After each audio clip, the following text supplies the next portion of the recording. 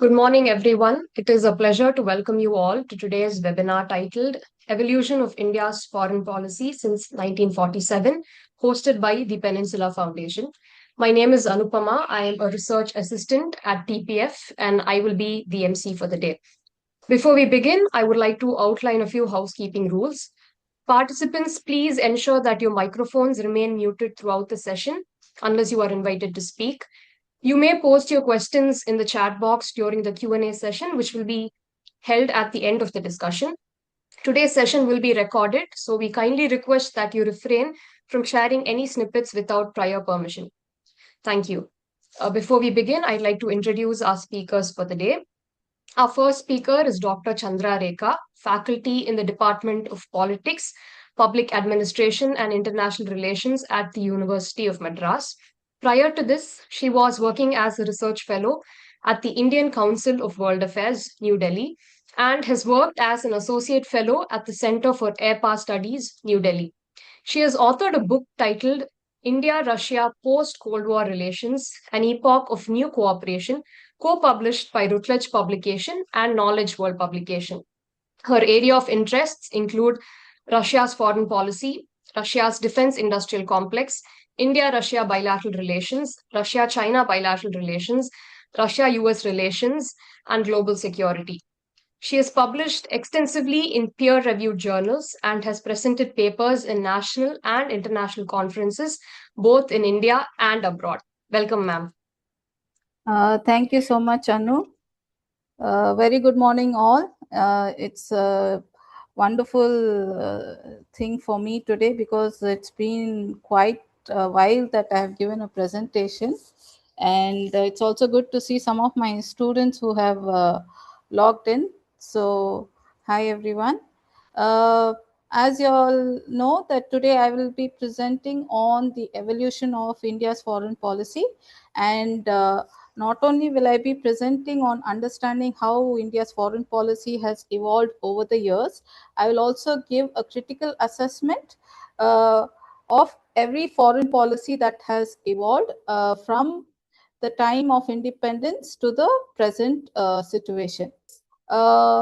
If we see India's foreign policy, one can say with confidence that India has carved a niche for itself, despite the unprecedented regional and global events that are taking place, not just today, but from the time India has got independence. And despite all these challenges and hurdles, we can see that India has ensured that the crucial anchor continues to be which it stands for peaceful coexistence, cooperation, and also acknowledgement of its own sovereignty and also the sovereignty of other nations. And also the fact that a grand strategy towards growth, development, making sure that we do not compromise strategic autonomy and self-preservation. So during the nascent stage, that is, as soon as we got the independence, India faced many challenges that came from all aspects, especially from the external and internal aspects. So what are they? Anu, can you change the slide? Okay. Now, if you see India's foreign policy post-independence in the external aspect, if you see, one, the Second World War came to an end, UN was established, and then there was a call for decolonization. Not just that, the end of World War II also saw the emergence of Cold War, that is, a war, superpower blocks in rivalry, one led by the US and the other led by the USSR. While this was the external factor, India's other challenges also came from the internal factor because we just gained independence. We had to come out of the whole British legacy. And unfortunately, even the foreign policy until then served the British interest rather than the interest of India. And the partition also saw the poverty, economic crisis, not to forget the partition pressures that came along with it. There was huge refugee inflows, something that we were not prepared at that level to handle. Next, what we see is, for many years, during the nascent stage, we saw that India struggled with material weaknesses, lack of strategic reach, and also depth, and absence of international acknowledgement. Please keep this in mind, because later on we will see how this has shifted. So, absence of international acknowledgement, of understanding or even looking into India's potential for acquiring great power status was something that major powers ignored initially. Not to forget that India's material constraints had also prevented India from looking at that angle. A larger focus was to ensure that domestically we strengthen our position. But what we see today is India's growing, and this growth story has come in all aspects. That is, major economy, then resilient domestic market, large scale infrastructure development, participation, and membership in multilateral fora, both led by non-Western countries and Western countries. Then we are also seeing how India is catching up with the recent trends. That is, India strengthening its digital ecosystem. All these things cannot be ignored. So before we go into the details of understanding the evolution of India's foreign policy, let us also look into the factors that determine the foreign policy of India's foreign policy architecture overall. So let's start with understanding those determinants. To begin with, let's start by understanding the geography, how geography plays an important role in determining India's foreign policy evolution. Now, as you know, geography plays a decisive role. And in India's context, it is a very crucial point because it influences India's security priorities, economic interests, regional interactions, connectivity, and other aspects. India's strategic position. This is very important. India's strategic position makes it both a continental and a maritime power. Its borders, something which India cannot change, is it shares its borders with hostile countries, which is Pakistan and China. So, what has happened is, since independence, India has developed a defensive mindset, given the fact that India has gone to several wars with these neighboring countries. Now, its location is also at the crossroads of South Asia and the Indian Ocean region, which has guided its emphasis on regional cooperation and maritime security. So the geographical realities has determined India's geopolitics, and now catching up with the trend, geoeconomics and other aspects. Next is demography. Now, demography is something that we need to understand its potential, given the fact that India has now become the largest population in the world. It is also said to be the biggest democracy as well. So, what we see is today we talk about India leveraging its biggest democracy in the foreign policy. How? By contributing to economic, technical, scientific, and above all, even cultural basis for carrying forward its policy interest. Not to forget, the population that India has today is largely comprised of the youth, and youth have played an important role and something that India wants to tap this resource. So, but at the end, population or the demography, as we all understand, in any case, in any country's case, it can either be a bane or a boon, depending on how one perceives and promotes it. Luckily, in India's context, it tries to promote a more strong population where diaspora and soft power is used as a positive foreign policy tool in promoting India's foreign policy interests. Now, coming to political system, we know that India has a democratic government, and which aspires many countries in the world to accept India's ideology. And the other aspect is that India makes sure that we do not export ideologies, and also we are not interested or have never attempted for regime changes. India believes that we need to support democracy. However, we also endure that the government of the day believes that it is best left to the people to decide whom they want to choose and whom they want to remove the leadership, but all this through legal means. Next is economic growth performance.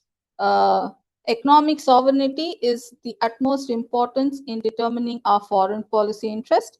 India's economic growth has attracted many countries, as you all know. Digital revolution has caught the attention of many major powers, which has made trade and other economic interaction. Given India's economic growth story, it also shows its participation in many of the leading economic multilateral fora. There is movement of capital, and not to forget, our labor force is one of the most strongest aspect in our foreign policy approach. Next, if you see, there is strategic culture, where we make sure that our culture, that is, we stand for interaction, a culture where we do not promote an offensive foreign policy. But while I say we do not promote offensive foreign policy, let's not forget that we are also one of the leading defense forces in the world. We have a strong defense arsenal, including nuclear weapons, and we also make sure that our defense forces, our defense arsenal are upgraded time to time, and these the budget allocation itself shows that we are giving utmost importance to defense capabilities. This is purely because of our defensive nature and not for offensive purposes. Here I've also given importance to military industrial complex, because we are focusing on ensuring that we are becoming more self-reliant in terms of having a defense equipment arsenal which is supplied by our own defense industrial complex rather than depending on other countries. It will take a while for us to achieve that, but we do need to keep in mind that the larger we have been dependent on other countries for global arms imports, it has always been a challenge for us. Situations such as the post-Soviet disintegration, where we had to browse the former Soviet space for spare parts, and the fact that there was delayed delivery of weapons by Russia. Then you also had CAATSA, countering America's adversaries through Sanctions Act, where US was trying to influence us from not buying Russian weapons. All these aspects have given India a hard lesson, where we are now focusing on developing a self-reliant military industrial complexes. Now, natural resources, as we all know that there is a dearth in terms of our natural resources, where we continue to be an import-oriented country in terms of most of the natural resources. But this is something that what we call as being geographically handicapped, something we cannot change. But alternatives are being explored, where we are looking for geographical diversification of importing, so that over dependence on one country should not come as a challenge in future years. Next is technological progress. We are catching up with the digital revolution.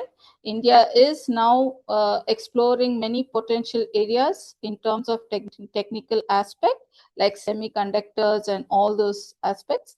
Then, of course, industrial and infrastructural development. Next is the other determinants of India's foreign policy is coming from the external aspect, that is global power dynamics, regional environment, diaspora, non-traditional threats, multilateral organizations, connectivity, and strategic assets. What we see here is these external factors are something that India or any other country cannot control, because at the end, how a nation behaves or what is its own national aspirations, we cannot determine its behavior.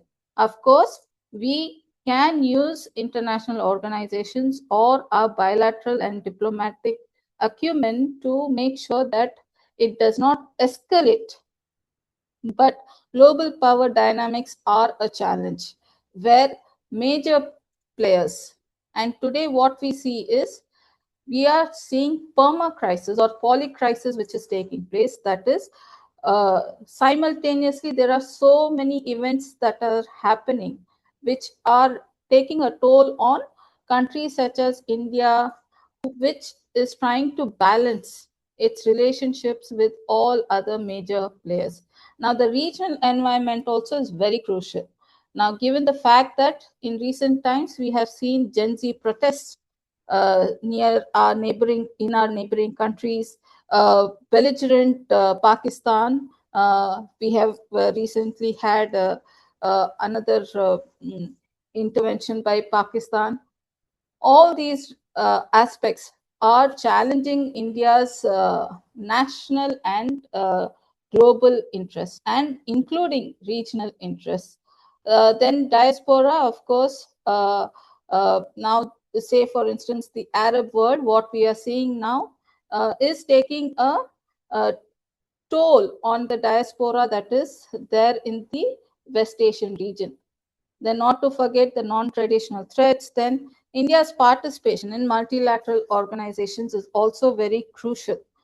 We see India being member of SEO, I2U2 Quad, BRICS, all these multilateral organizations. But these also come with many challenges. Just yesterday, if you had seen the news, America just took out the term Indo from Indo-Pacific Command.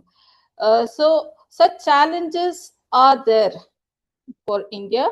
So what happens is these challenges or these potentials are determining how India has to now fine tune its foreign policy based on situations and crisis. Then there is connectivity and strategic assets. Like I said, geography, natural resources, how blessed you are with such connectivity helps you to either be a country where you are determining the behavior of other countries, or you become dependent to have access to such connectivity and strategic assets. So in India's context, these factors are key determinants of India's foreign policy. As for understanding the evolution of India's foreign policy, this is the crux of my presentation. What I have done is I have classified evolution of India's foreign policy through phases, beginning with a phase where we saw idealism and non-alignment. Then reality check comes in. So we shift to realism after China shock and the wars that we had with our neighboring countries. Then we shifted our focus to regional assertion and nuclearization, something which compelled us to do given the regional and global situations. Then another global event, that is the collapse of the Soviet Union and the emergence of a new unipolar world order. We had to Anu, I'm sorry, I forgot to tell you to change the slides. And could you please change the slide?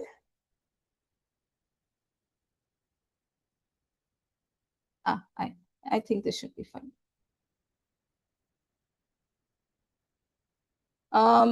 Then we had to adapt to the unipolar world order. Then unipolar world order, given the fact that it was becoming more mm, one country centric global order, what we did was we aligned with like-minded countries where we aimed at promoting a polycentric world order. So the emergence of a competitive polycentric world order emerged. So how India's foreign policy evolved over this. And then now the current situation, that is, we have a post unipolarity and polycrisis. How has our foreign policy has evolved in recent times? So let's start with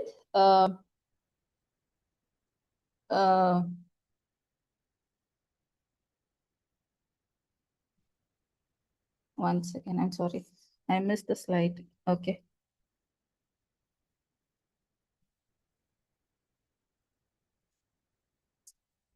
I'm sorry. Okay. The first evolution of foreign policy came during Nehru's time. So we can call this period as a Nehruvian era.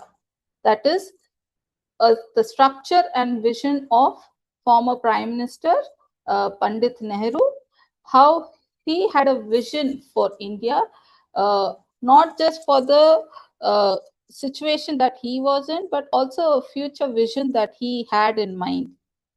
But this vision of his has been termed largely to being idealistic. Why? Because his vision was rooted in the principles of sovereignty, anti-colonialism, and peaceful coexistence. Uh, if you separate the criticism, what we can see is his vision was based on India's own historical struggles and aspirations as a newly independent nation. So Nehru sought to establish India as a leader among post-colonial nations, positioning it as a voice for developing countries in global affairs. Not to forget, during this time, we had the Cold War period. So he wanted developing countries to all come together, and India being not the only voice, but to be one of the voice for these developing countries. So what he believed was that he believed that foreign policy should be an extension of its domestic values, that is, emphasizing democracy, secularism, and economic self reliance. He advocated a foreign policy that was independent of um, major Cold War blocs. Why? Because he wanted India to navigate through this global tensions without compromising sovereignty. If while keeping aside the criticism, one can say that the situation where superpower blocks aligning with either of the superpower blocks could have challenged India's sovereignty, which we today call it as strategic autonomy. Because we have already seen how the colonial period made sure that India had promoted British interests. So aligning with either of the power blocks means history repeating itself, where you will once again start promoting the interest of a superpower bloc because you will become dependent on one of the super blocks which you are supporting. So in a way, Nehru made sure that we don't repeat history. So his NAM aimed at making sure that we do not compromise India's sovereignty and promote a foreign policy that was independent from outside interference or pressure. So his emphasis on self-reliance was evident with his economic policies. He promoted state-led industrialization, minimizing dependency on foreign powers. Now, what did NAM aim at? NAM aimed at creating a third path for newly independent nations that refused to be drawn into Cold War rivalries. So NAM's core principles, if you see, it was to respect territorial integrity, non-interference, simply put the Panchashil, where he called for peaceful coexistence, uh, promotion of economic cooperation on all these factors. However, like I said, uh, if one has to have a critical assessment of Nehruvian era, we can say that despite the diplomatic ambitions that he had, his foreign policy had its own challenges. That is, the most pressuring or pressing issue during his time was the Kashmir conflict, which emerged immediately after independence.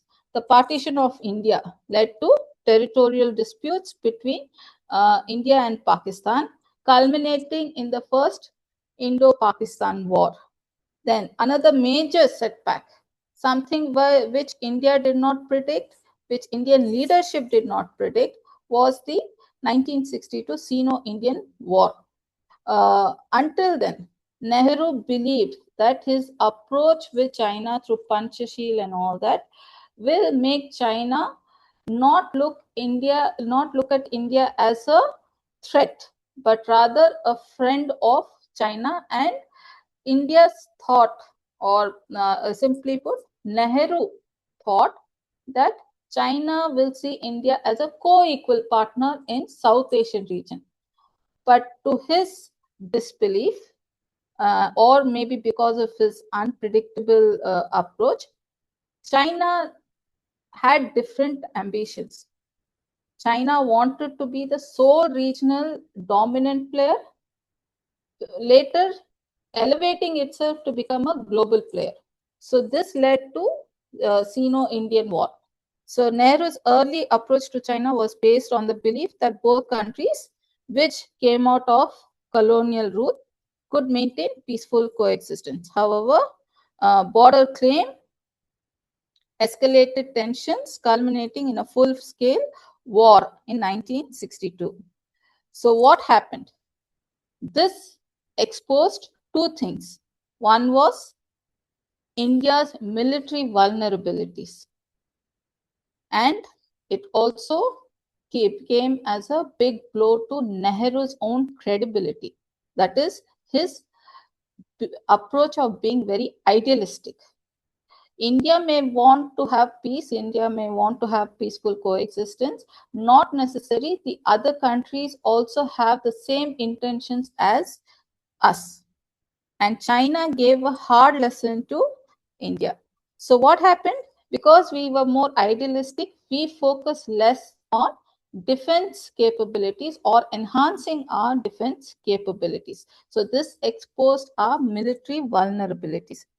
Additionally, while Nehru called for self-reliance, we faced many difficulties in terms of rapid industrialization and technological advancement, because all these were developed countries and the ones which aligned with other superpower blocks, they were getting benefit in these areas of or spheres of cooperation with the superpower blocks. Now, next is the next evolution of India's foreign policy is the post-Nehru era, which was more realistic, especially after the China shock. That is, after Nehru's death in 1964, it was a turning point in India's foreign policy. Why? Because Lal Bahadur Shastri, the successor, inherited a complex geopolitical landscape, which is true, because we just came out of Indo-Pakistani war and Indo-China war.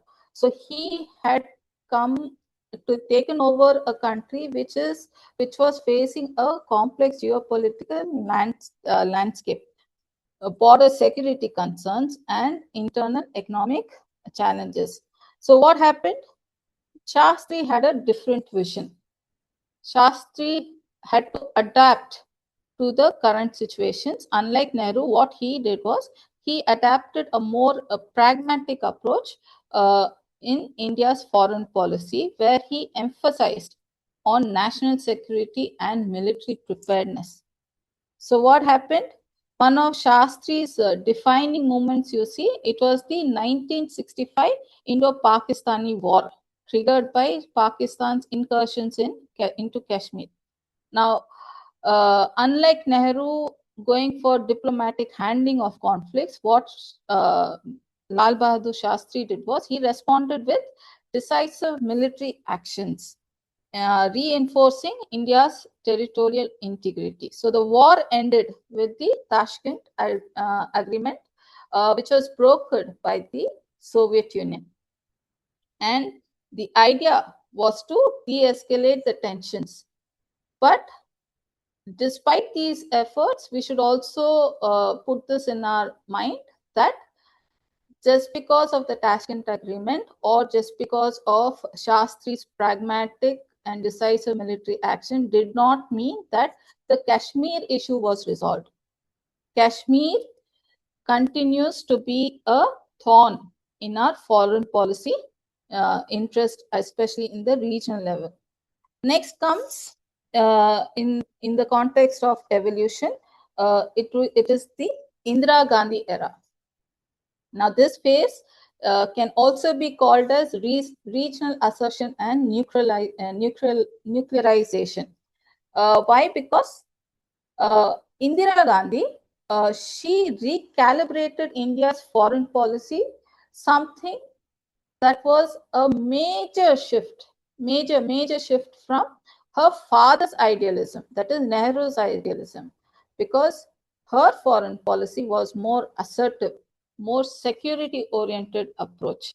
Now, what Indira Gandhi did was she departed from idealistic principles because she understood that India cannot survive by following the footsteps of her father.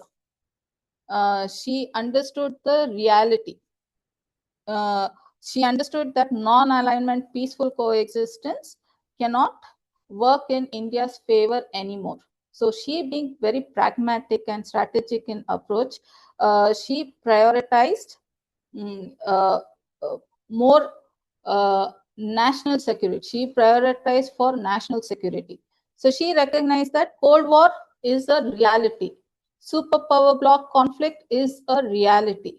And it means once you accept, once there is realization, it means that now India needs to engage more tactically with global powers, even if it meant you moving to one of the superpower blocs. In this context, she preferred Soviet Union.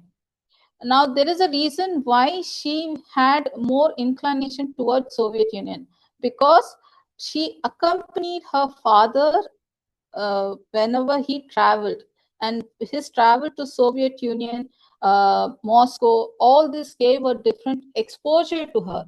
She saw how Soviet Union was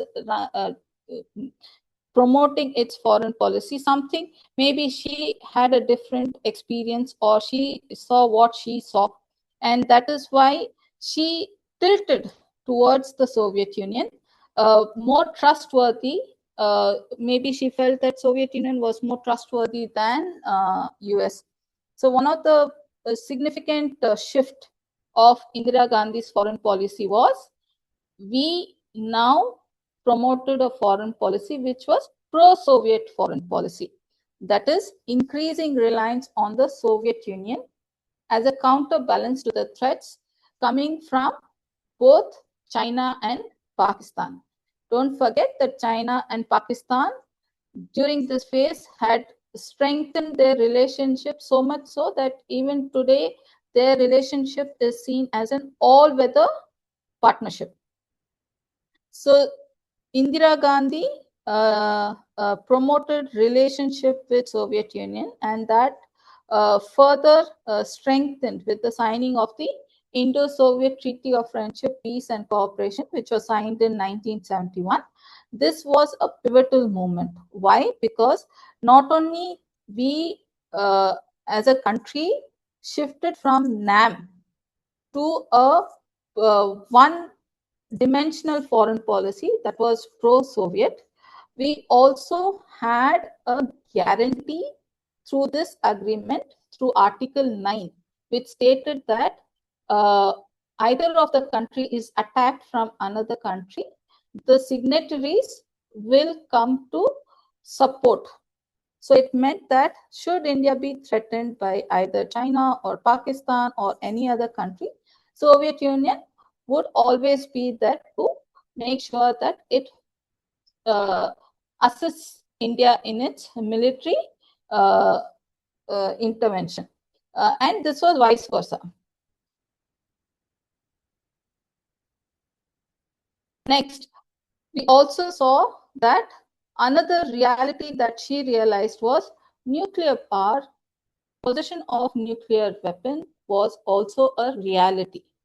So she strengthened India's nuclear program, seeing it as a necessary deterrent in an increasingly hostile regional environment.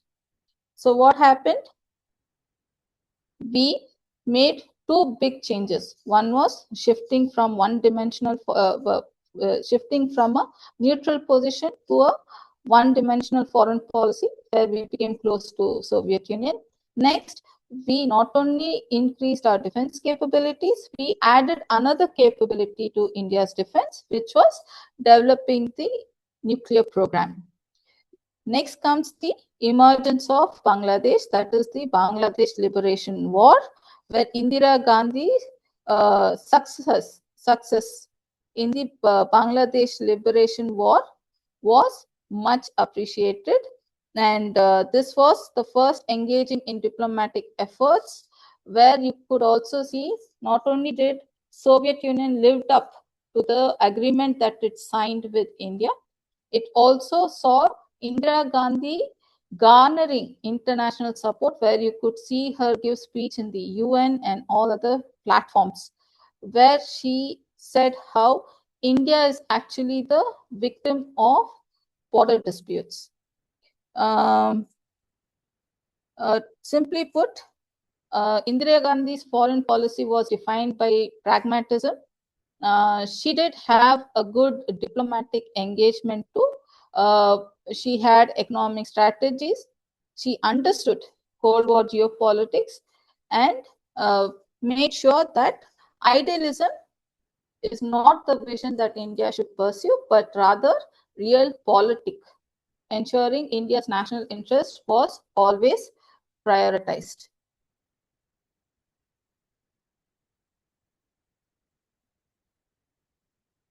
Next is next evolution in India's foreign policy is ascendance of Rajiv Gandhi. Now, Rajiv Gandhi assumed in the Prime Minister's post in 1984 following the assassination of his mother, that is Indira Gandhi. His rise marked a shift in India's political landscape as he sought to modernize India's economy, strengthen foreign policy relations, and navigate complex regional security challenges. Rajiv Gandhi, if we see, he was largely focused on enhancing India's economic and technological capabilities. And his shift was different from his mother. He was more inclined towards strengthening relations with Western nations, especially the United States, to facilitate economic cooperation and technological exchange. This was also, in a way, signaling a departure from the strong Soviet alignment that his mother had laid foundation for. So unlike his predecessors, what we see is Rajiv Gandhi was, though relatively inexperienced in politics, he quickly positioned himself more as a reformist leader, we can say. Why? Because he aimed to integrate India into global economy and while maintaining self-reliance or maybe I think we can start using the term strategic autonomy now. So one of Rajiv Gandhi's significant contributions, if you see, in terms of India's foreign policy, was the focus on technology and economic liberalization. So what he did was he recognized India's limitations in these areas. He felt that India is a large country with a large population with a huge potential. Hence, we need to make India or introduce India as a market-friendly nation. So what he did, he encouraged foreign direct investment. He fostered technological advancements. He also promoted regional diplomacy. Now, if you see, post Indo-China War, Rajiv Gandhi took the initiative of strengthening or improving relations with China. So his visit to Beijing in 1988, in a way, helped ease tensions between India and China. And the other aspect we can see in terms of his foreign policy was his tilt towards the United States. He called for technological support, economic strengthening, and all these aspects. But his foreign policy was also not without challenges. His decision to deploy the Indian peacekeeping force in Sri Lanka in 1987 to mediate the Tamil conflict backfired, not just internationally, but also at the domestic level. So what happened? Indian troops, they became entangled in a prolonged and unpopular conflict, and fueled by domestic opposition, ultimately leading to his political decline. Because there was huge uproar at the domestic level, something that put a major impact on his political position.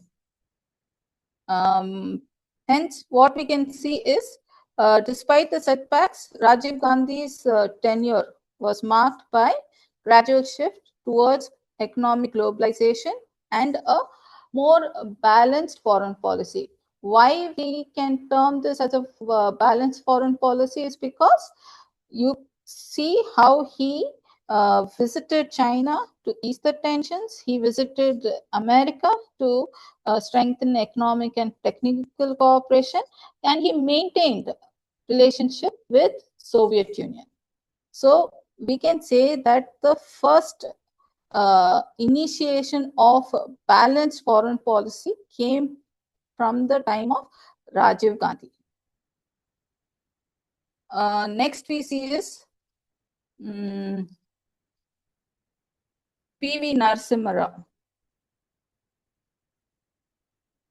Now, P.V. Narasimha Rao's tenure, it can be said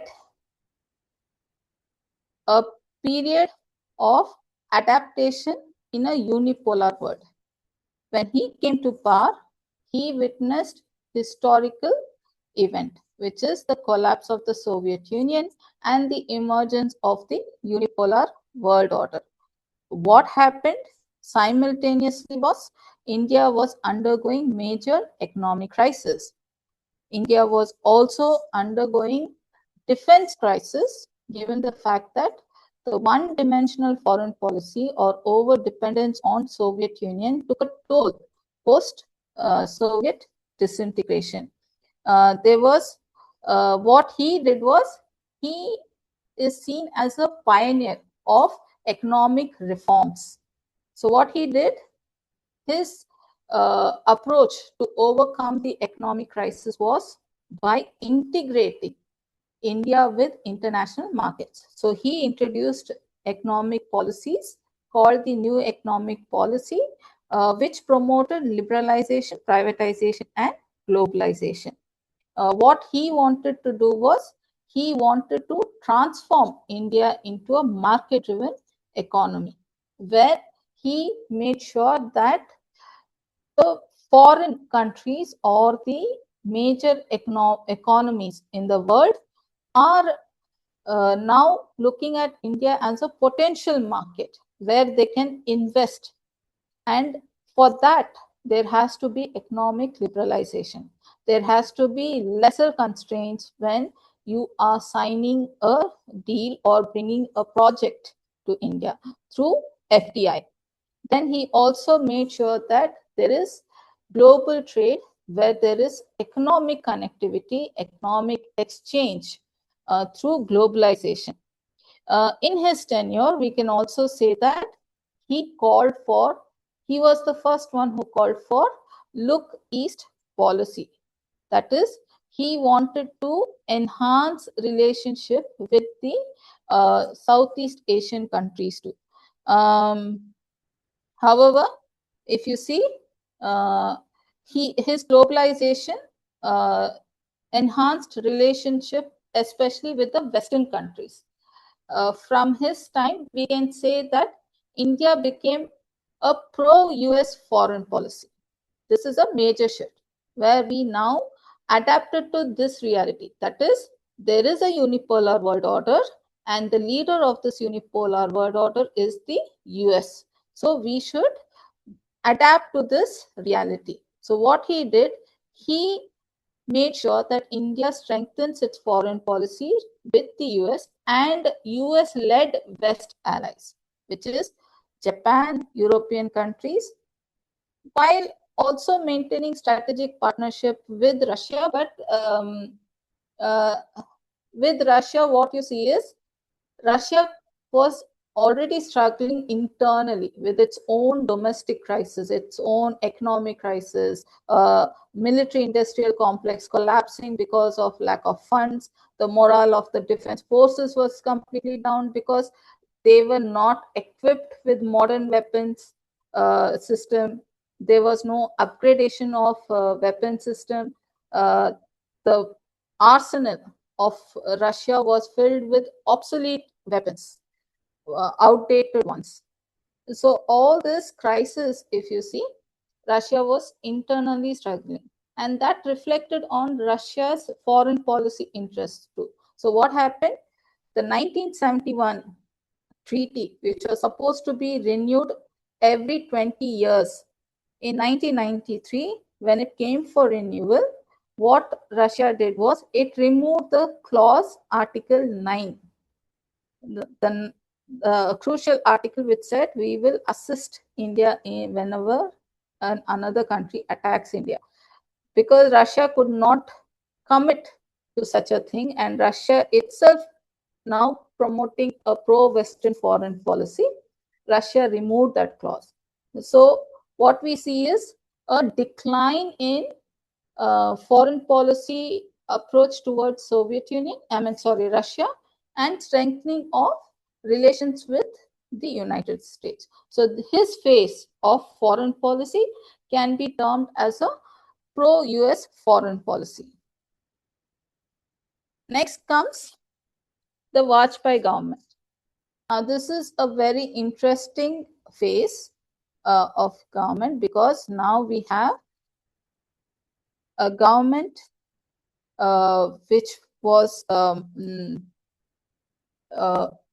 coalition government, and also during the 1990s there were huge or multiple security challenges.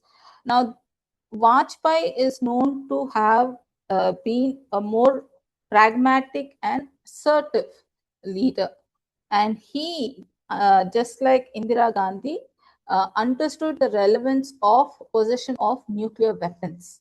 So what he did, or knowing that his predecessor had strengthened relationship with the US, he, being aware of the backlash that can come with the nuclear weapons test, he took the chance, or he was very sure that India needs nuclear weapons, and went ahead with the nuclear tests.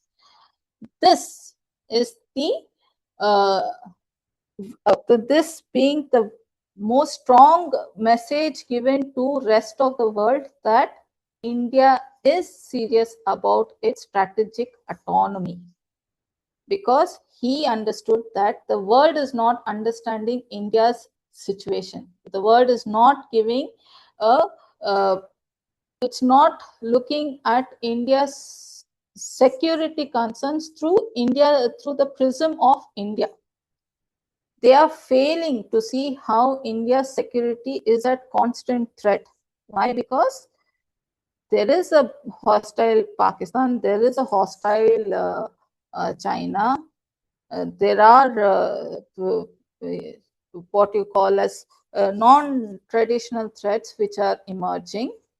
So what he did, he understood and went ahead despite the backlash. So what happened? He asserted strategic autonomy for India in all strongest possible way as possible, and he established India's deterrence capabilities. How was this taken? The nuclear test came with sanctions from Western nations.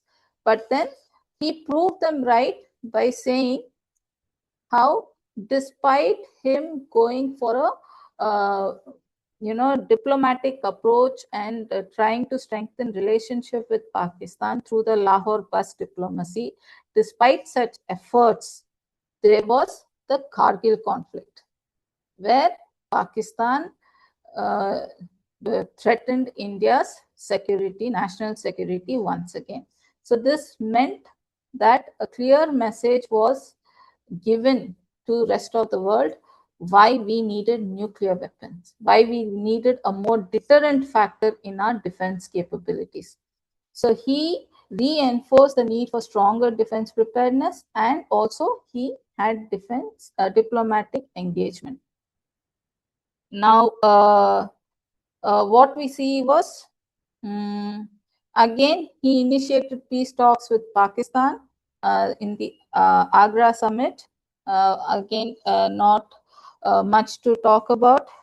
Then these efforts meant India was trying to balance military strength with dialogue.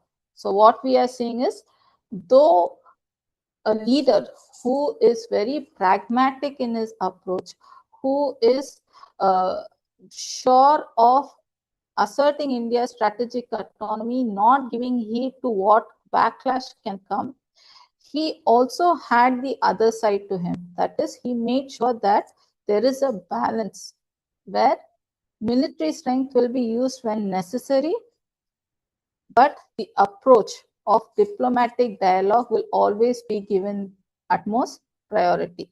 Now, under Vajpayee, what we also saw was a revamping or reinvigorating India-Russia bilateral relations. So in 2000, his visit to Russia, he signed, India and Russia signed the India-Russia strategic partnership. The term strategic was used for the first time, where they made sure that India and Russia, despite the litmus test that global events had on the relationship, they strengthened the relationship further, the bilateral engagement, and they brought something called as the annual summit.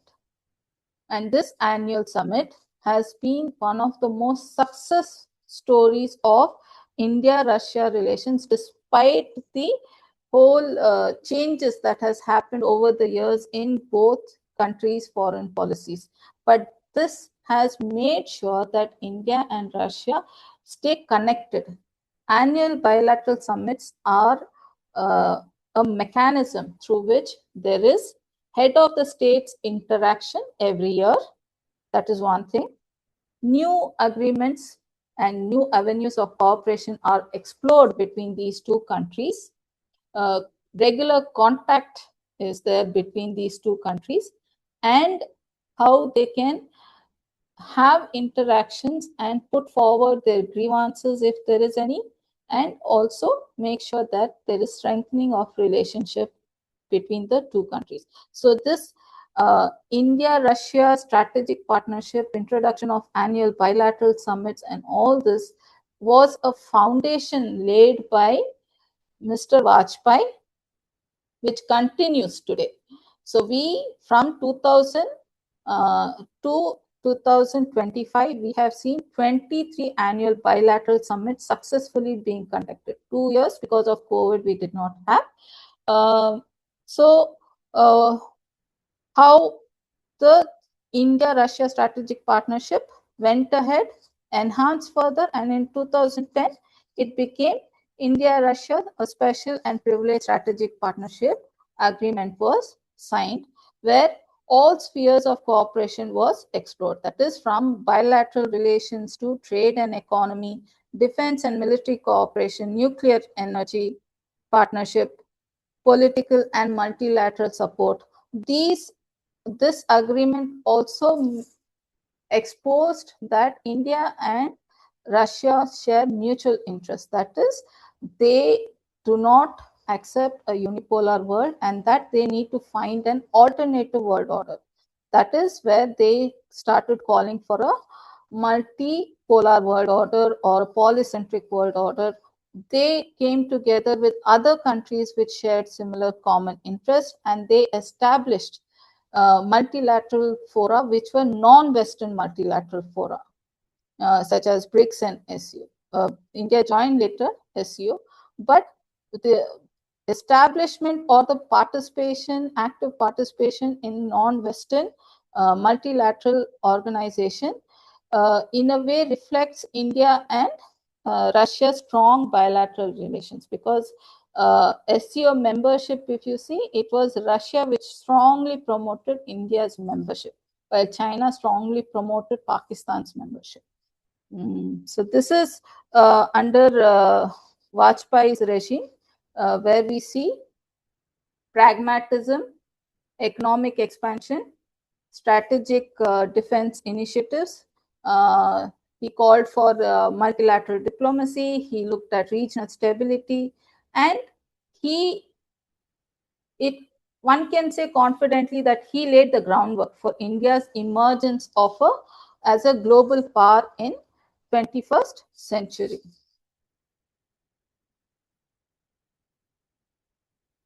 Next is the Manmohan Singh era. This is a very interesting phase because Manmohan Singh had his own approach, an individual with his own approach. His foreign policy is seen as a very significant phase because he promoted economic diplomacy, just like P.V. Narasimha Rao, or you can call this very Congress thing, because P.V. Narasimha Rao time you had Manmohan Singh as the finance minister. So if you see, he continued that legacy. He continued focusing on economic diplomacy. He called for strategic partnerships. Then he also made sure that India becomes members in many of the global institutions. Now, under Manmohan Singh, what he also realized was we need to gain the confidence of countries and cannot remain isolated. Isolation should not be an option for India's national interest, because isolation means you are losing out on your own economic progress or the benefits that you can get. So what he did, he took the effort of resetting relationship with the US, and we saw the signing of the US-India civil nuclear agreement. So this put an end to India's nuclear isolation, that is, the sanctions were lifted for the first time.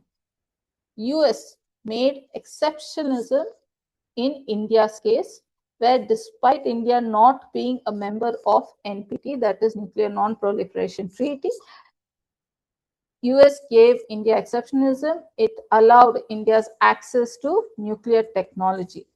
Now, this was a major shift, and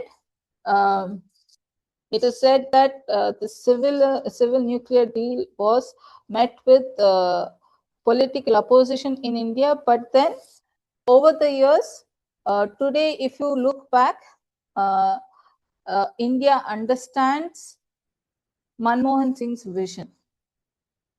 That would be the right way to put. He saw what rest of India failed to see. That is, we need to have a foreign policy where we have maintained good relations with all other nations, and isolation should not be the option, which meant he focused on multi-alignment. So he also focused on balancing and developing multi-alignment foreign policy, an approach that India eventually evolved in later years. He also became part of the global nuclear commerce. That is, many countries signing for nuclear energy cooperation with India. Apart from Russia, US signed nuclear energy cooperation with India. You had France entering the market. You have UK entering the market. So it only meant that India was now seen as a potential nuclear energy market in the global energy commerce. Manmohan Singh's period again was not without challenges. We could see that Pakistan and China posed a major threat once again. You had the Mumbai terror attack, then you had the China border dispute tensions with China. Then in order to counter and in order to make sure that despite all this, he sought for a balanced engagement and deterrence, promoting dialogue, while also he focused on having a strong defense posture, that is, a military posture where there is signaling that do not take India for granted. India's security, national security, is not something to be compromised with. So that defense posturing is a signaling that he made sure that he continues like all other former leaders of India. Now, his legacy, if you see, he successfully did economic expansion. He called for global integration and strategic diplomacy. He laid the foundation for India's rise in international affairs. Now let's look into India from 2014, that is from Narendra Modi's time, because this time we had, after a very long gap, we had the revival of a single party dominance. Once you have a single party dominance, it is much easier to promote a foreign policy interest or even domestic policies. Like I said, Manmohan Singh, when the civil nuclear deal was signed, there was huge opposition. This opposition also came from his own alliance members. But the single party dominance gave a different picture and a comfort level for the leadership. Now, Narendra Modi emphasized on regional diplomacy. If you can jog your memory a bit, you will know that when he was going to swear in as the Prime Minister of India, he had invited SAARC members for his swearing in ceremony, which in a way meant it was a regional diplomacy enhancing phase. Then he focused, that is, again, simply put, he wanted to renew the India's neighborhood first policy. Then he also focused on strengthening relationship with key global powers, that is the United States, Russia, and China. With United States, if you see his visit to the US and then signing of many deals, signing of defense agreements, and then Russia signing the annual bilateral summits. Many of agreements were signed. Some of the path breaking was signing of 12 nuclear power plants agreement, enhancing economic relationship, defense equipment, signing of defense equipment, joint production, defense joint production. All these took place during Modi's foreign policy or Modi's tenure. He had a strong, robust approach in terms of national security and defense modernization. Like I said, his focus, especially with the United States and Russia, was largely in terms of defense cooperation. It's so much so that US dethroned Russia as the leading defense market for India. India started buying more defense equipment from United States, which also meant India started focusing on global import diversification. Apart from the US, you can also see how India, under Modi's leadership, saw signing of agreements with Israel, with France. So all these, you can see how he wanted defense modernization to take place. But then his tenure also is not without challenges. We saw the Galwan crisis, the Doklam standoff, then the Balakot strikes, and the recent what the event that took place, terrorist attack. So all this is a challenge that again goes to the leadership and how they tackled it. You can also see how Modi and his team has often called for improving India's own weight.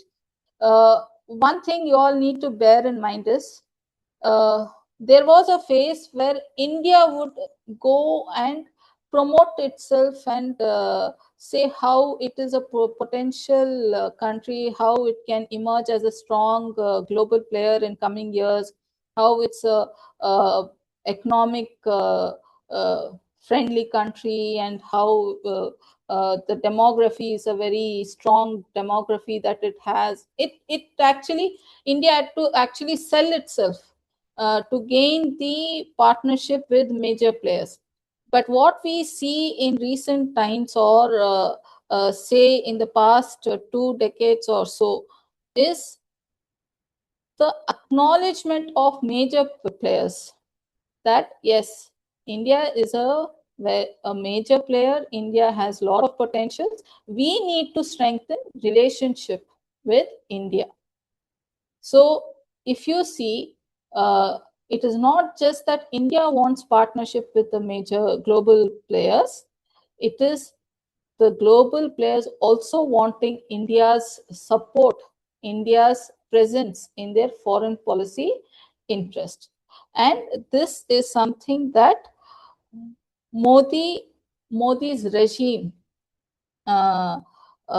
explored and strengthened. So his multi-alignment foreign policy, if you see, it was a balanced approach that they have. One is being part of both non-Western multilateral organizations and Western led multilateral organizations, or minilateralism. In all these phases, India is making sure that we are balancing our efforts.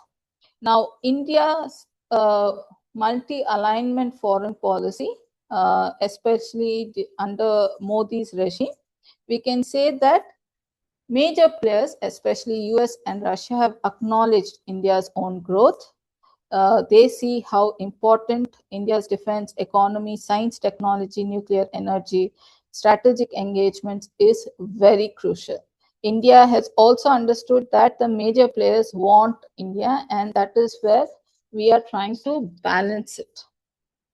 Now, what has happened is it has come with its own demerits and merits.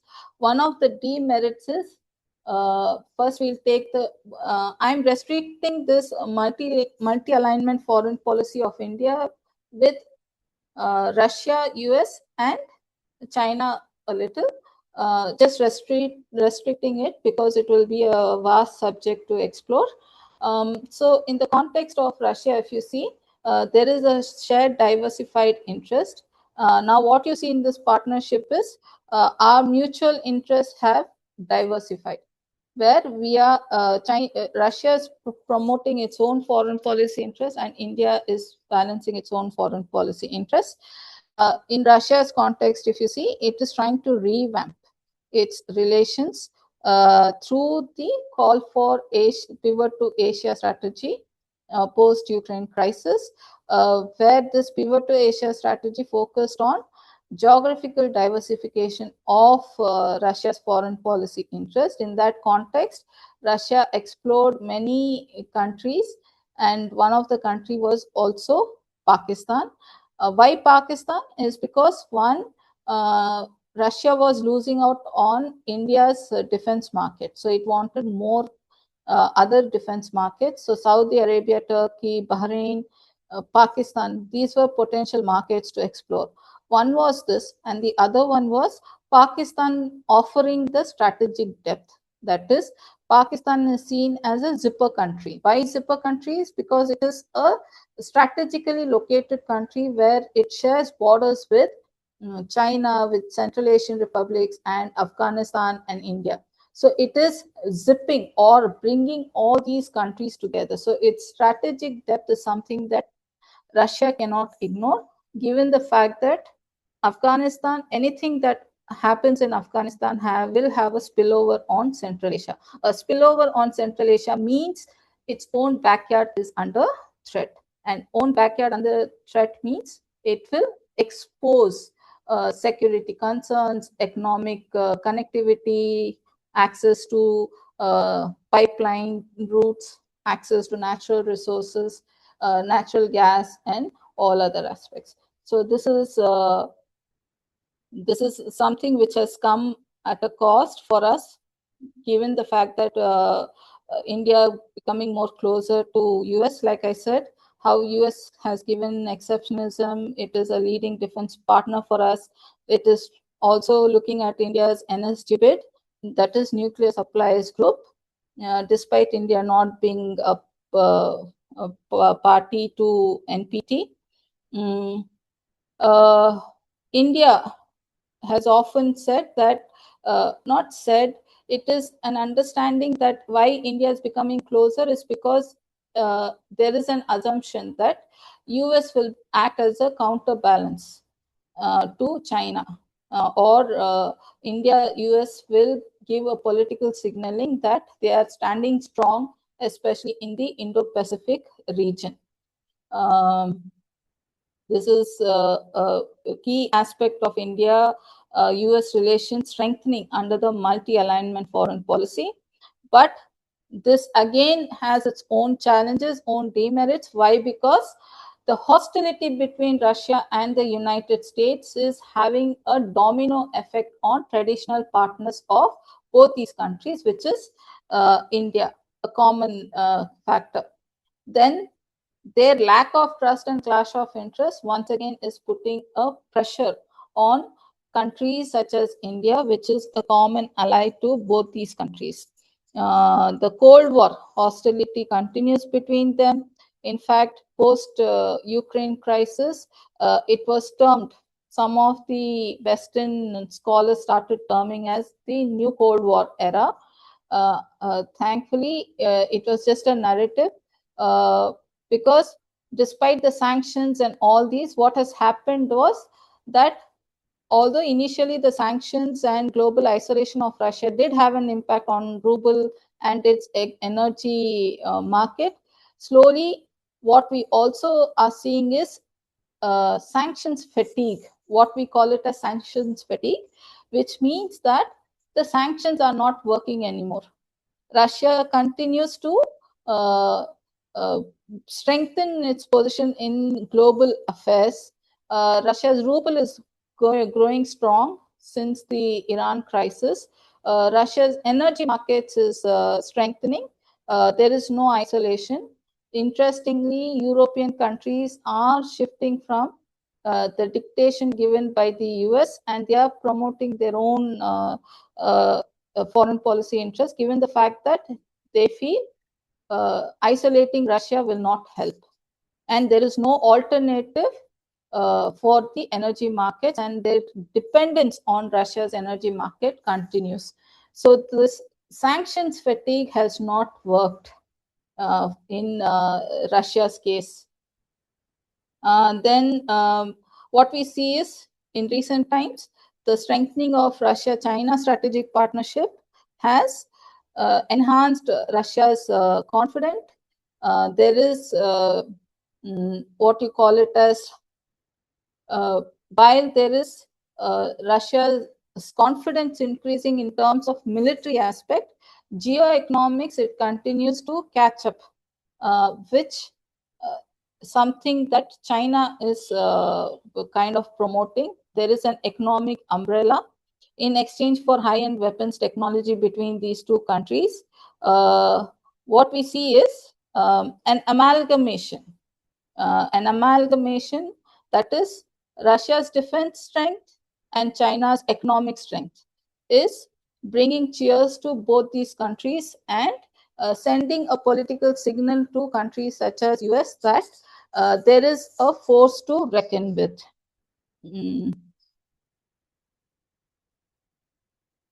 Next, if you see, Russia-China's relationship is seen as a security dilemma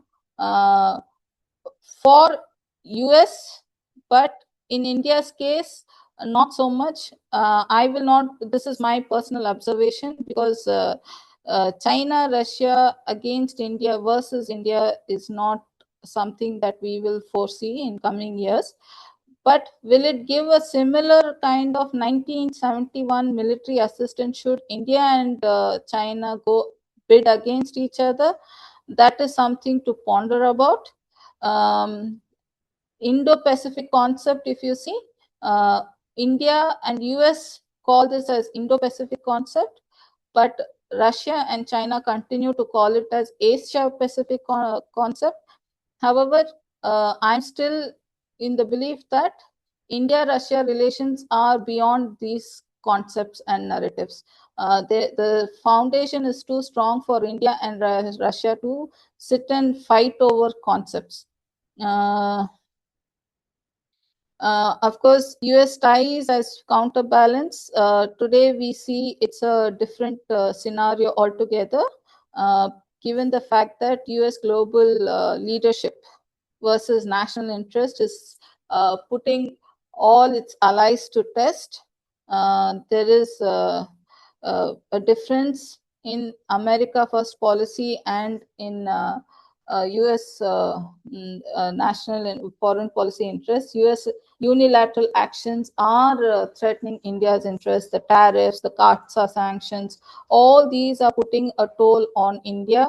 India is now in a situation where is it compelling itself to rethink its relationship with the US and how it can move forward.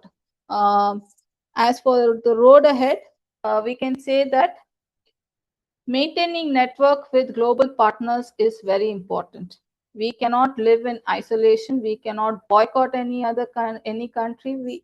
Every country, smaller or bigger, is a player that we need to maintain relationship with. Ignoring or diluting relationship is not should not be the trend that India should follow.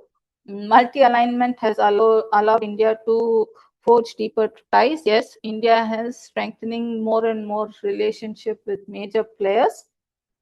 Engaging with all, aligning with none. This is the slogan we can see. There we are trying to engage with all countries, but we are also clear that we will not align with countries. For instance, we won't be aligning with US should it have an Asian version of NATO in the region of our interest. We are not party to any military alliance. We have military agreements. Lemova, all these reloads, all these are military agreements, but it is not a military alliance or a military organization. Also, we should not undermine our own strength. India has its own potentials. We need to explore that potentials and exploit that potentials. Unfortunately, we continue to be a dependent country where we are scaffolding ourselves and surviving, or we are going ahead with the support of major players. Complete strategic autonomy have we achieved is still a debate. We need to engage ourselves with continental as well as maritime powers. Then our strategic autonomy, though we keep specifying this terminology every time we have an interaction with major players or in a multilateral fora, we keep saying how we are exercising our strategic autonomy. As an observer, as a research scholar, I feel these are just slogans, and now it is time that we move beyond slogans. We have so much to catch up with. There are so many things that is happening in the global platform, and we need to make sure that our position is strengthened with or without the support of major players.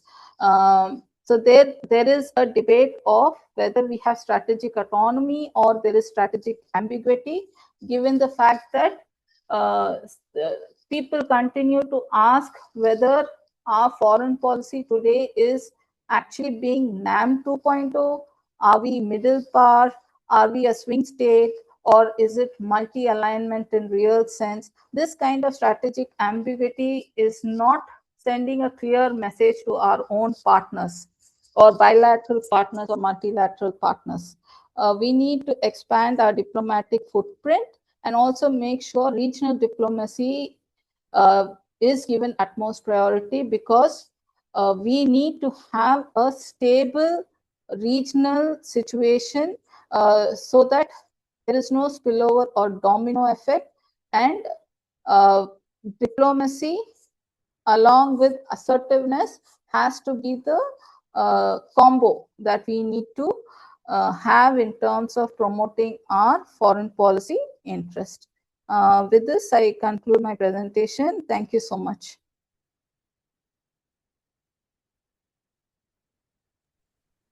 Thank you, ma'am, for that very comprehensive session on the evolution of India's foreign policy. So, our next speaker is Dr. E. Dilip Raj. He's the Director Research at the Peninsula Foundation. Prior to this, Sir was working as a research fellow at the Center for Air Power Studies, New Delhi. He served as a project consultant in the cyber wing of the National Security Council Secretariat, Government of India. His areas of interest include global cyber security, global cyber governance and internet governance, cyber enabled terrorism, Brazilian studies, Latin American strategic issues, and defense and strategic issues. Sir has authored a book titled Cyber Enigma Unraveling the Terrors in the Cyber World, which has been published by Routledge. Sir has published extensively in peer reviewed journals and has authored numerous policy briefs, opinion pieces, commentaries, and analytical articles for think tanks, academic institutions, and online strategic affairs platforms. Over to you, sir. Thank you, Anu, for those kind words. And good afternoon, everyone. I'm sure that you all had an extensive historical perspective in terms of India's foreign policy by the previous speaker. So what I'm going to cover is titled Strategic Autonomy or Strategic Ambiguity. I think it was touched upon with the last speaker in her concluding remarks. So the focus would be on India's search for influence in a multipolar world order.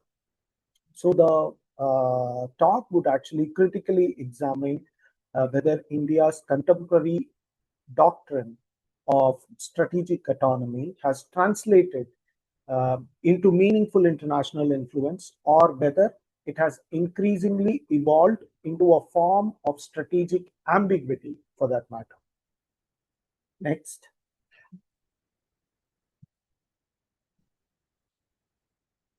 So,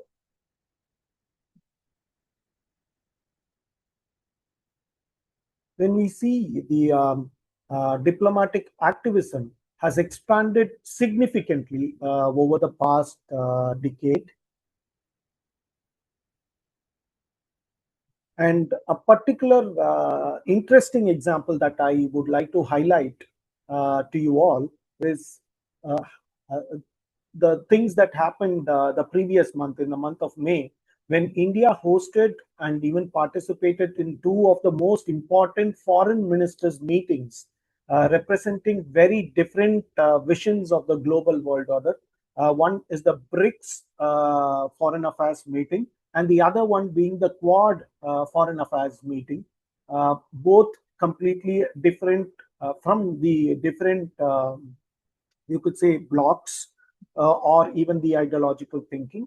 But India was able to host both these sites within a span of a few days, is a very important aspect that one needs to understand while we are studying India's strategic autonomy as a concept or the doctrine of foreign policy. And such examples are actually cited for India's strategic success of India's strategic autonomy. And the dominant narrative suggests that India has mastered the art of maintaining relations with all major powers while avoiding any sort of rigid alignments, or even an alliance with either one of them. But what I would like to question is whether such flexibility in terms of our foreign policy automatically translates into influence or not. And more specifically, has India moved beyond simply preserving options and began shaping international outcomes? Next.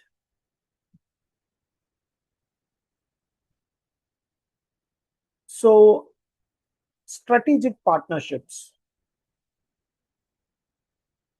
One of the most distinctive features of Indian diplomacy has been the rapid expansion of signing of strategic partnerships with so many countries. And India right now maintains strategic partnerships with diverse countries including US, Russia, France, Japan, Australia, Germany, Indonesia, UAE, and the list goes on.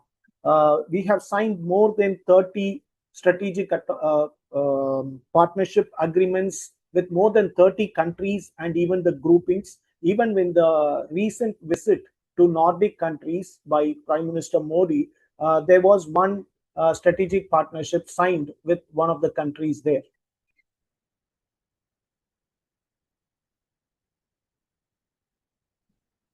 So this reflects a broader strategy of multi-alignment, and India seeks engagement with multiple centers of power simultaneously. So the benefits of this approach are clear in terms of the strategic autonomy. It reduces dependency, it maximizes diplomatic room for maneuver, and also allows us to take issue-based cooperation without entering into any sort of a formal alliance with any major country around the world. But much of the praise for India's foreign policy stems precisely from this ability to navigate competing geopolitical spaces. Next.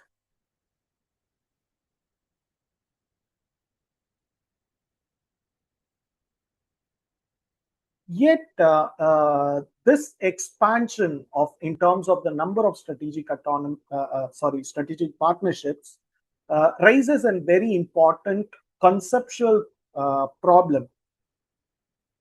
because strategy, in a way, implies prioritization, and not every relationship could be equally important whenever there is a crisis that has happened. And when one examines many of these India's strategic partnership agreements, a pattern becomes visible. The significant portion of all these strategic partnership agreements focuses on areas like trade, investment, technology, connectivity, and even energy cooperation for that matter. But there is very less emphasis is placed on areas such as mutual obligations, crisis coordination, mechanisms, or reciprocal commitments between the parties who have entered into these agreements. So this uh, lack of emphasis actually raises a very simple but important question. If every major relationship is strategic, what remains uniquely strategic? And at what point does a strategic partnership begin to resemble an advanced commercial relationship? Next.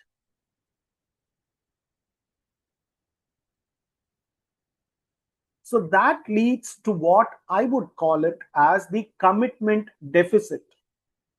So India's strategic partnerships are deliberately designed to avoid obligations. And unlike alliances, they create few expectations of support during moments of crisis or any sort of consequences that we are facing, both in terms of domestic as well as in terms of extra regional actors. From that perspective of this this is rational, and it preserves flexibility and avoids any sort of entanglement with any other state or non-state actors for that matter.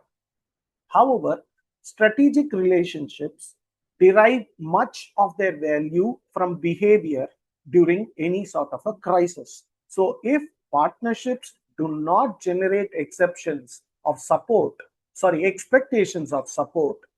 when important national interests are at stake, their strategic content becomes increasingly difficult to define. So, the true test of any foreign policy doctrine, therefore, emerges during periods of crisis and geopolitical stress. Next. So, in order to examine this proportion in a pressure test, in an empirical way, so what we are going to do is study the US-Israel-Iran conflict, which just seemed to have got concluded yesterday by the signing of the treaty or the peace treaty by Trump. But this conflict was going on for the past more than a year now, since 2025. So this conflict provides an ideal case study because it simultaneously implicated several of India's most important relationships, be it Iran, be it US, or even for the matter, Israel and many other Gulf countries. So India has very deep strategic ties with the United States, including various military agreements. And Israel had become one of India's most significant defense partners in the very recent years. And India has invested political capital in maintaining its relations with Iran.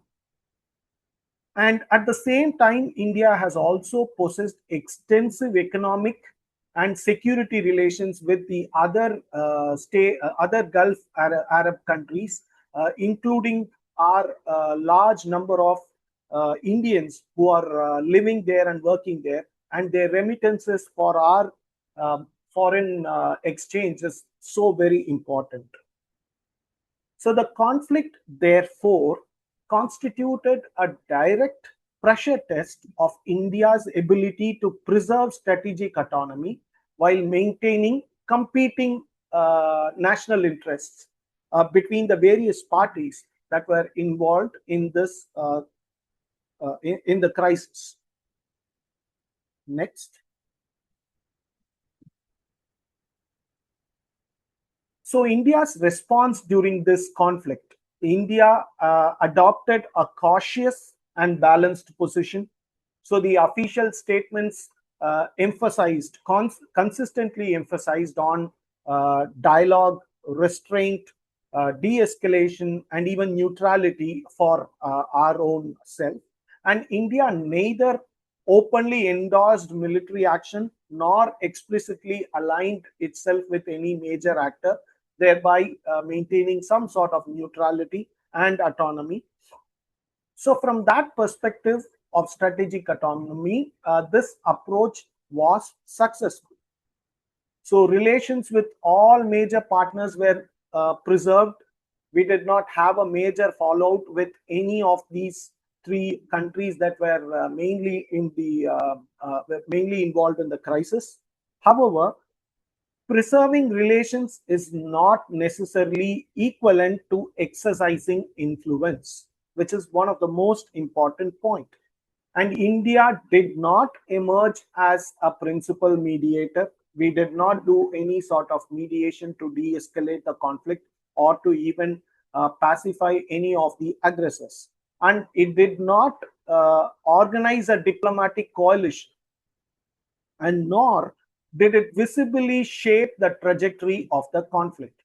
Whatever the shape that the conflict has taken right now in terms of signing the deal, India did not play any active role in it, except making statements and supporting for dialogue and restraint, and making statements towards de-escalating the conflict. That's all. That is the major input in terms of India's handling of this conflict. So the question therefore becomes, did India merely preserve relations, or did it exercise influence? Next. So we can also see this in terms of the energy security, which I have used as a measure of influence, especially during this particular conflict. So the energy dimension of the crisis provides a measurable test, and despite maintaining productive relations with virtually every party connected to this conflict, India remained highly vulnerable to energy disruptions. We all know and we all face LPG imports reportedly declined sharply, which is highly reflective on an everyday life, and shipping costs increased, insurance premiums surged, supply chain concerns emerged, and most importantly, this vulnerability was even publicly acknowledged at the highest political level of political leadership of the country, when the Prime Minister Modi warned Parliament, standing inside the Parliament, that India should prepare for prolonged hardship, and invoked the same collective resilience displayed during the COVID-19 pandemic, which was even interpreted in the various news media of the country, saying that India is going to go into a phase of economic lockdown of sorts. So this raises an analytical question. If India possesses substantial influence in West Asia, like it is being projected and propagated by various media sources and even the ruling party sources, why did the country's highest leadership perceive the conflict as posing such immediate and severe risk to India's economic security? The argument is not that governments should not prepare for contingencies.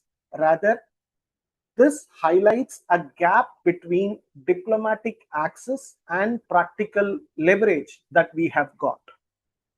Next.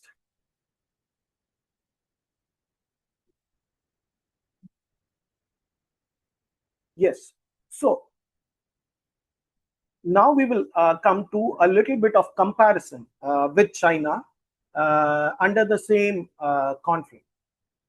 So the comparison with China is actually intrusive. China also depends heavily on imported energy and possesses extensive interests across the West Asian region.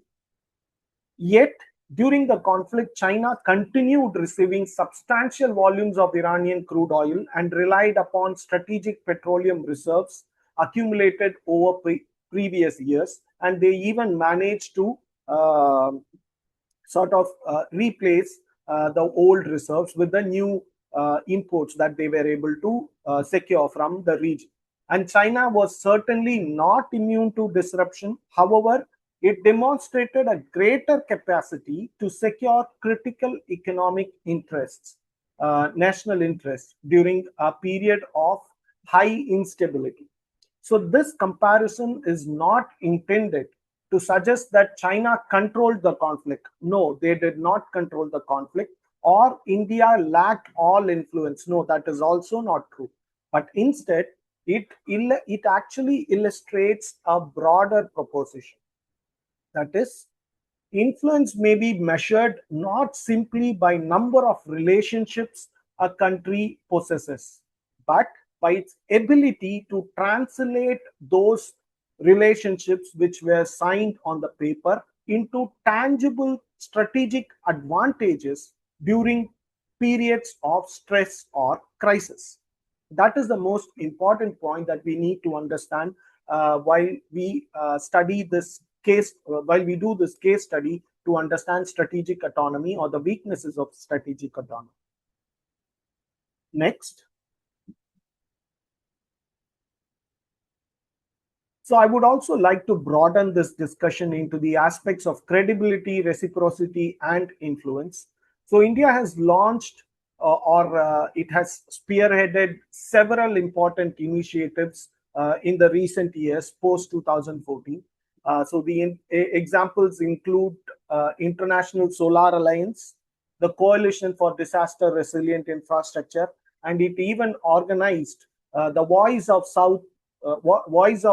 Global South Summit, and it even was the presiding over the G20 summit very recently. So these initiatives have unquestionably increased India's international visibility. Please note the word visibility.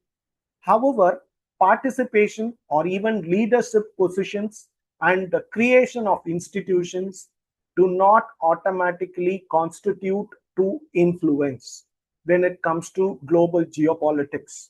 And influence is reflected only through outcomes that we are able to achieve.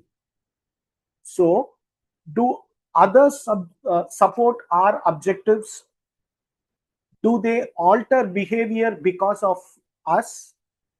Are very important questions that we need to retrospect ourselves when we are studying India's current foreign policy. And do the other players in the global order, are they willing to incur costs in support of furthering our interests? So these are some of these strong indicators. If we could get the answers for these strong indicators, that would actually set the stage for India's reality of India's influence than the visibility alone that we are highly praising about. Next. So like I said, in terms of visibility, so we inside the country in the domestic arena, we rate success in a very different way. So announcements of strategic partnerships, summit participation, leadership appointments, and even establishment of new initiatives often receive extensive media coverage. For the next whole week, everybody is talking and praising about these initiatives and partnerships, but everything dies out after that. But much less attention is actually devoted to examine whether these initiatives and activities have subsequently produced measurable outcomes and any tangible outcomes that we have achieved in the post signing of these agreements or post establishing such summits and organizing such summits and establishing such initiatives. Also, the public discourse frequently shifts from one summit to another without actually evaluating the effect of the previous initiative. So this issue is not the issue is not that these initiatives actually lack value. Rather, visibility should not become a substitute for evaluation, and visibility should not become a substitute for influence in the global geopolitics. So, a foreign policy can generate impressive optics while producing more modest gains in terms of actual influence. Next.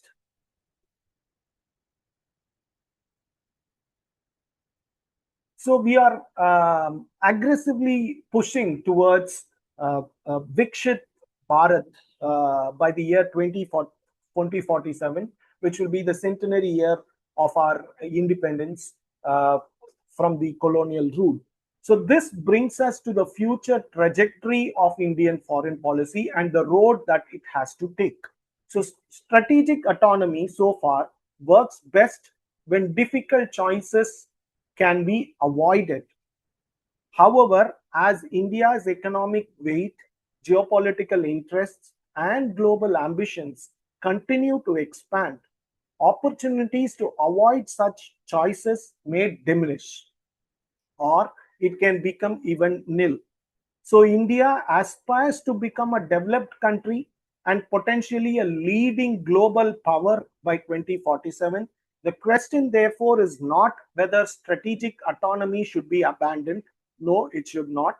Rather, it is whether strategic autonomy in its present version or in its present form remains sufficient for a country seeking to assume a larger goal in global affairs.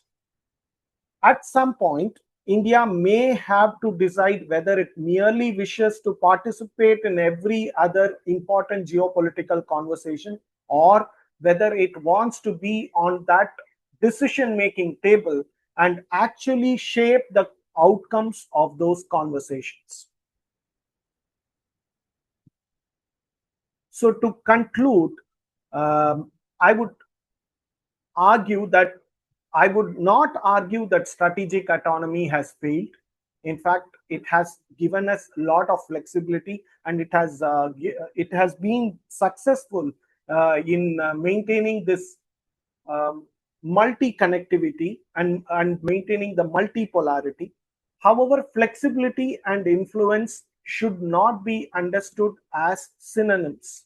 And India's foreign policy has become highly effective at preserving the former, which is the flexibility, yet it has to convincingly demonstrate that it can consistently achieve influence when it comes to decision making at the global level.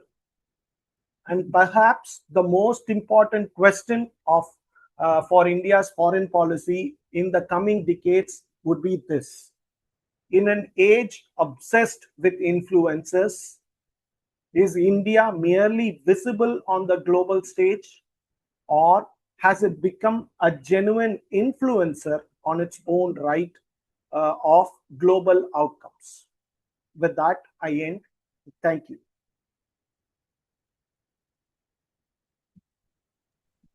Thank you, sir, for that very interesting talk on India's strategic autonomy doctrine. So we will now move to the Q&A session.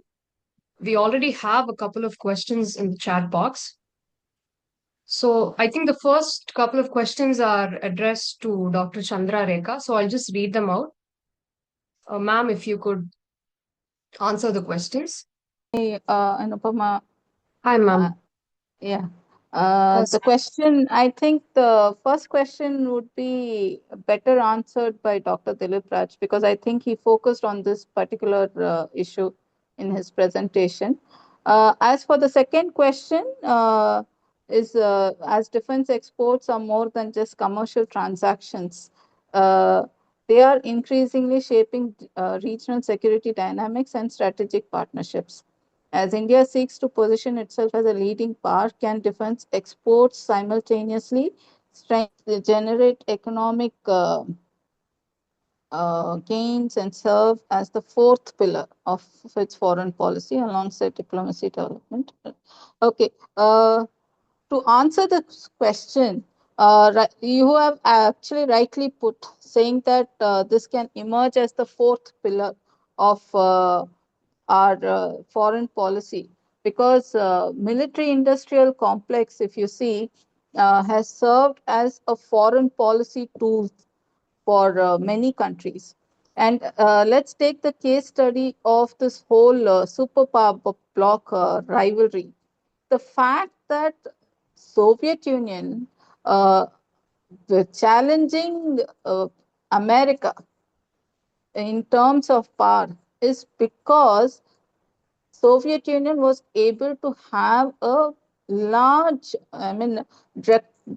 draconian size of military industrial complex, which was able to supply weapons, high end weapons technology, keep its defense forces well equipped through its defense production.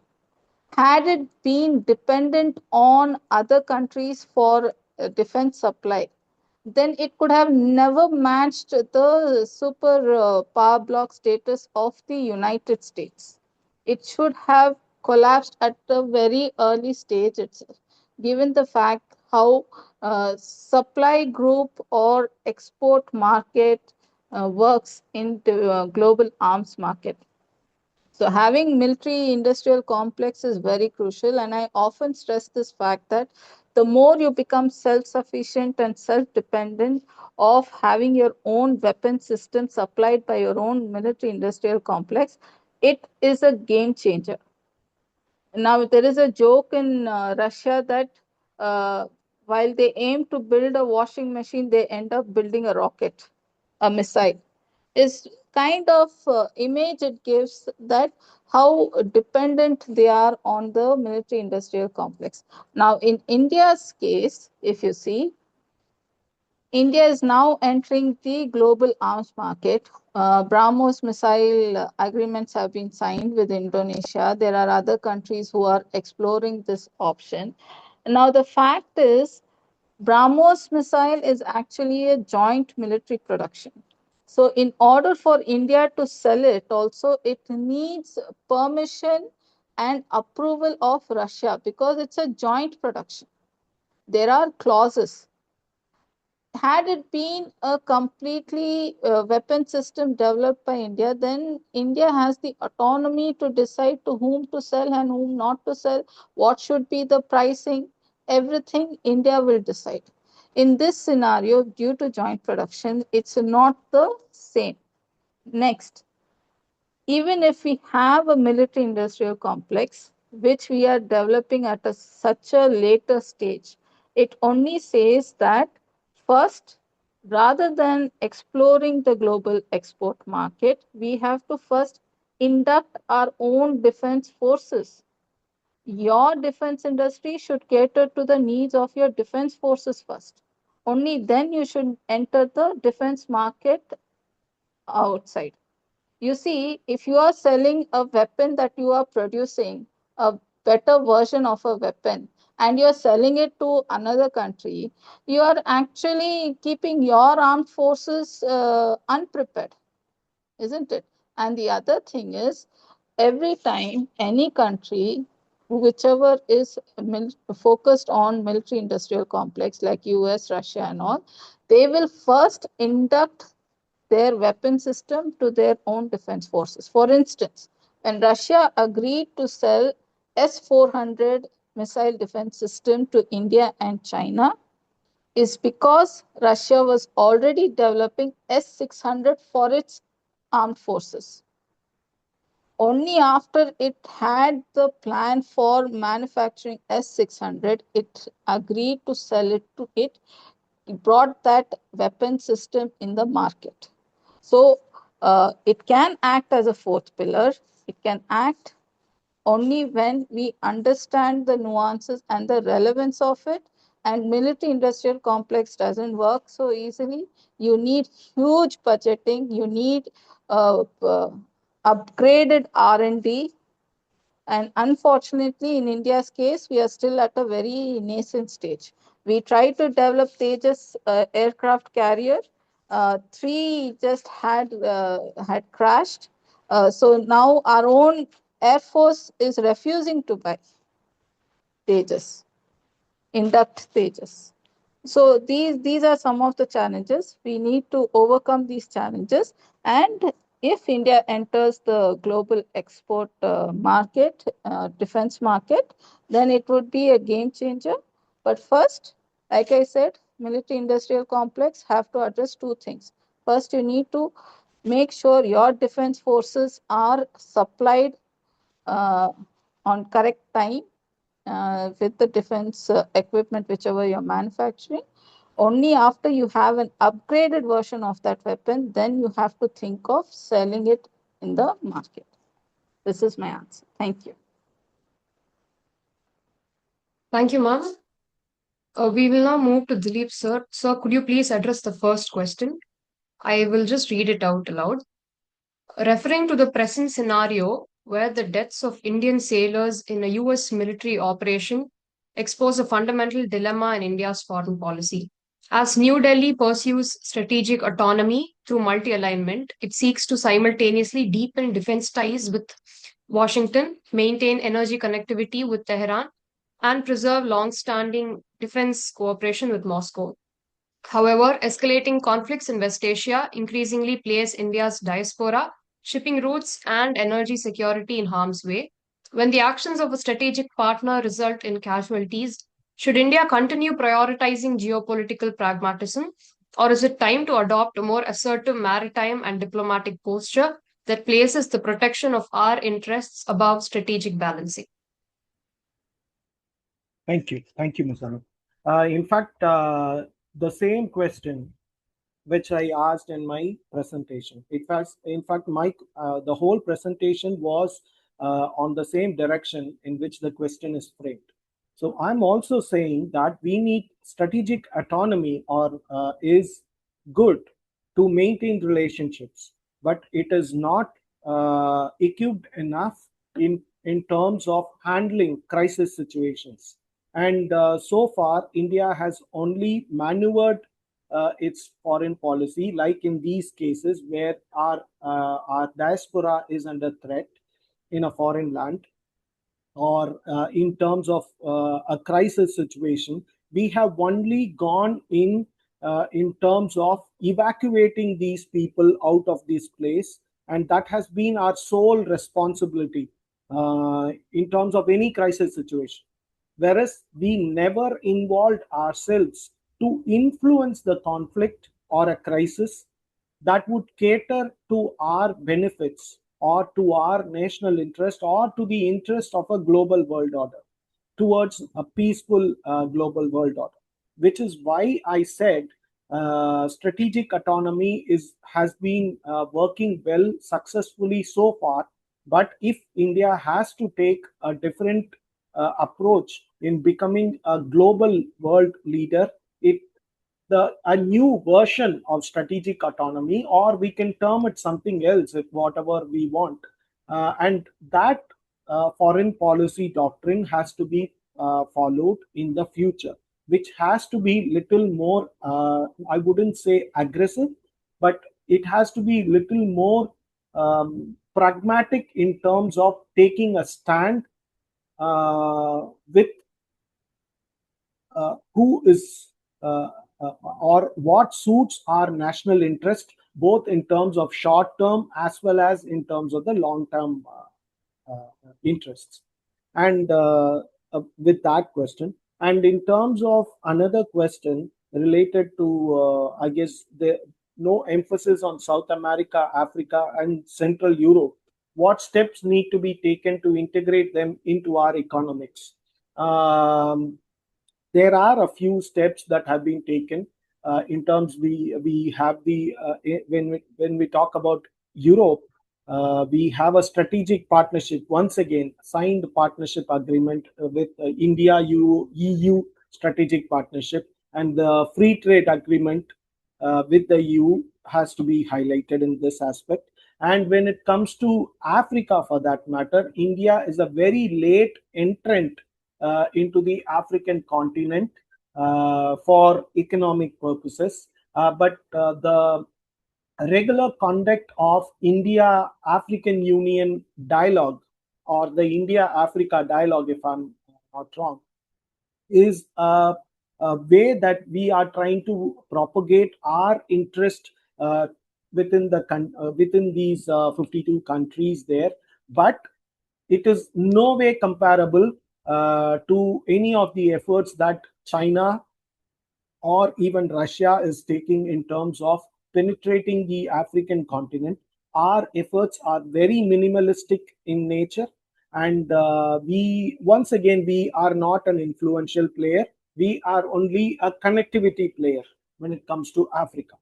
Again, South America, the same case, and it is actually a worse case when it comes to South America, because to point out a fact that India does not even have one single direct flight connecting the India and the whole of Latin American region, which is much bigger than a continent, starting from Mexico till down south till Chile, Argentina. We do not have one single direct flight connecting this whole region. That is the level of our awareness in terms of, or alignment in terms of our interests towards this region, the Latin American region. But slowly there is a awakening within the policy circles, especially in New Delhi, that we need to focus on these areas as well, which is also evident from the fact that we have established good relationships with Brazil through our multilateral forums like BRICS and even IBSA, for that matter, India, Brazil, South Africa. And we are also engaging with these countries in South America, and even to an extent with Africa, through our South-South cooperation, cooperation platforms. So our engagements in terms of foreign policy engagements with countries from South America and Africa are very minimalistic, and that is exactly where our aggressive nature in terms of more aggressive version of strategic autonomy has to take over to enhance our own national interest, even to the previously unexplored regions. Thank you. Thank you, sir. Ma'am, do you have anything else to add? No, No, okay. no, I'm done. Thank you. Okay, thank you, ma'am. So, on behalf of TPF, I extend my sincere gratitude to our distinguished speakers for their insightful analysis of India's foreign policy through the years and its current trajectory. I would like to thank our participants who joined us today. Your presence and engagement have contributed to the webinar success, and we look forward to seeing you at TPF's next event. Finally, I would like to thank my fellow TPF members for ensuring the smooth conduct of today's session. Thank you, everyone. Have a great day ahead. Thank you. Have a great day. Thank you. Thank you, ma'am.